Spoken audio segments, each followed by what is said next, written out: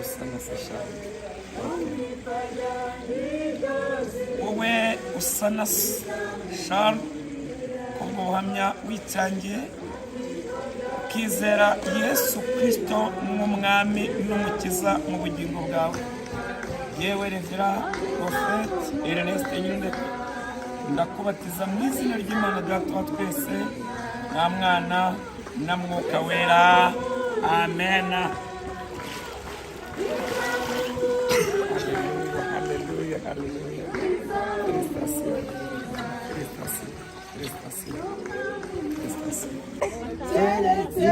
Kwizera nkongejwe n'amaraso ya Yesu masa, nejejwe na Yesu Kristo watunganijwe n'amaraso, hawuzo yakuhagije amaraso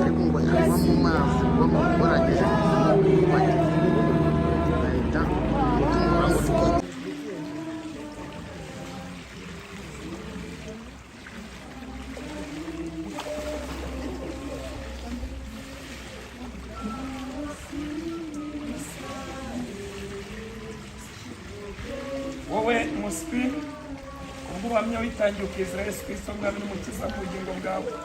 Yewe Revera Prophet Ernest Nyirundekwe ndakubatiza mu izina ry'Imana Data wa twese na Mwana na Mwuka Wera. Amen.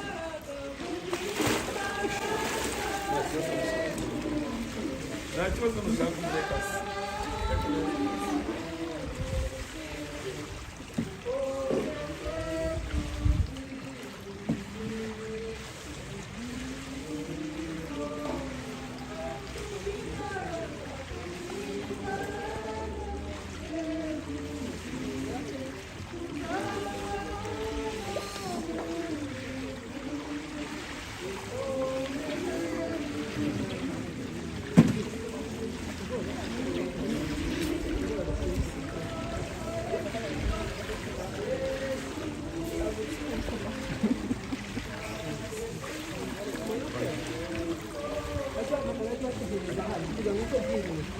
wowe abishuti shati ubwo uhamya witangiye ukizera Yesu Kristo mwami n'umukiza mu bugingo bwawe. Yewe Revera Prophet hindukira urebe harakora mu kanwa nta Mwana na Mwuka Wera. Amen.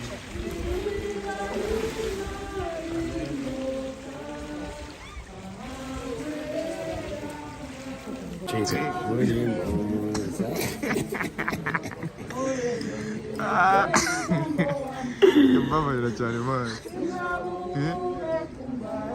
kuvuga ngo buri nguni buri nguni zajya wirimo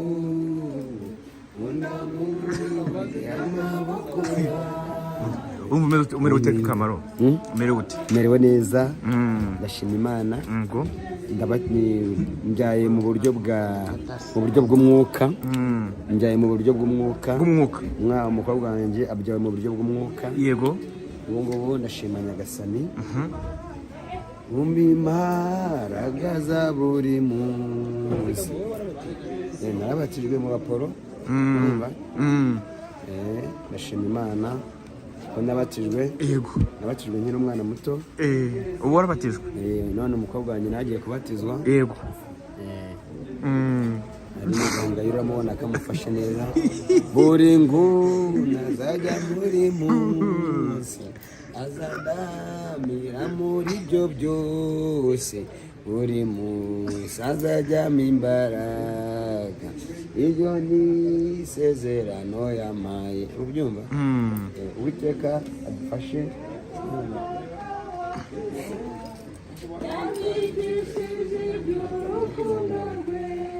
Mubyizi Imana yavuze byose, nakiruta ikiko Yesu ankunda, nishimiye ko Yesu ankunda, arankunda, arankunda, nishimiye ko Yesu ankunda, nubwo ntakwiriye.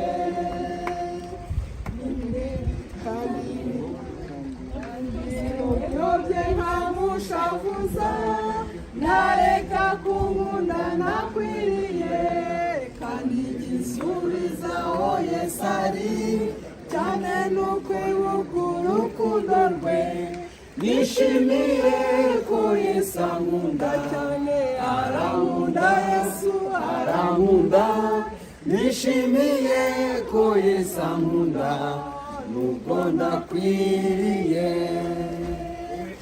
ndeba ubwiza bwe bwo mu ijuru nzajya ndirimba iteka ryose nzajya mubaza ndiribanya nti Yesu ni iki cyakungundishije nishimiye ko Yesu ankunda arankunda arankunda nishimiye ko Yesu ankunda nubwo ndakwiriye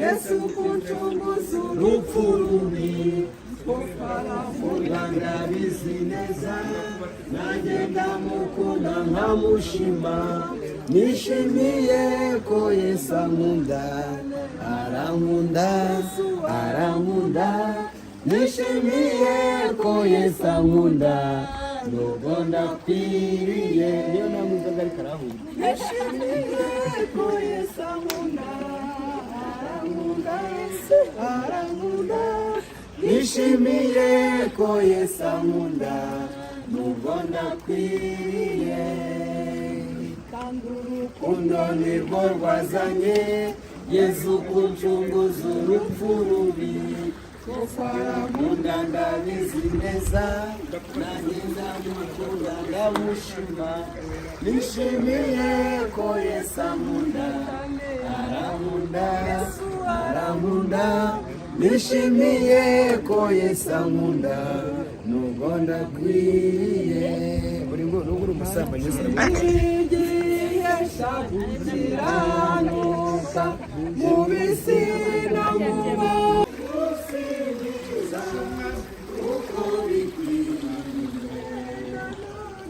nanone uko mbishoboye nzajya nguhimbaza no kwifata ry'iryo zina rizamumurika no kwifata ry'iryo zina rizamumurika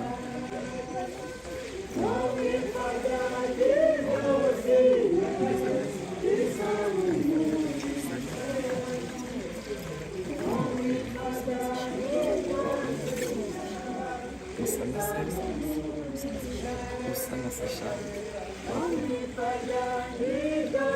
wowe usa na Charles kubwo buhamya wicyangiye ukizera Yesu Kristo nk'umwami n'umukiza mu bugingo bwawe yewe Revera Prophet Ernest Nyundeko ndakubatiza mu izina ry'Imana Data wa twese nta mwana na mwuka wera amen.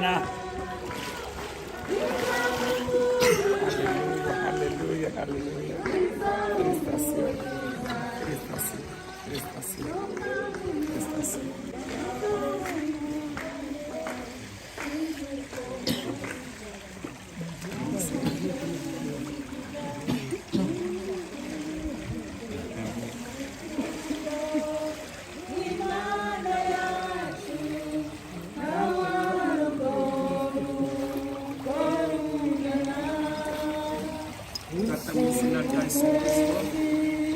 rusumba izuba kandi ikuzimu ndakubwiriza no mu isi yacu twiryoshye kurushure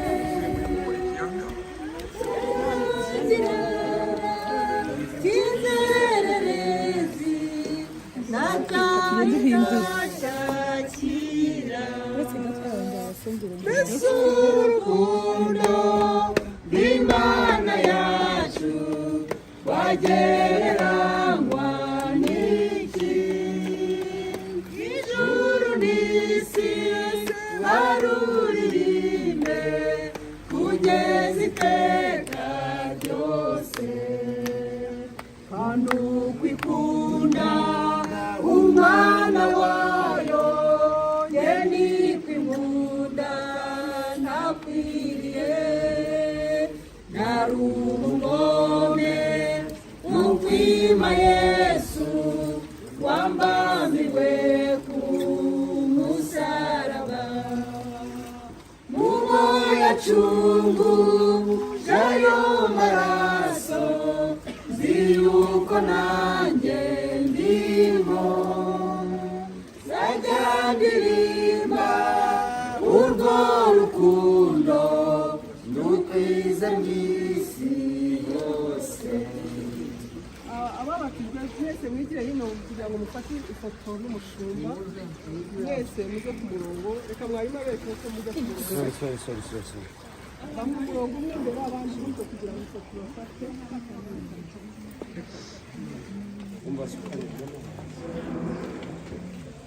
ayesani Mbona batije?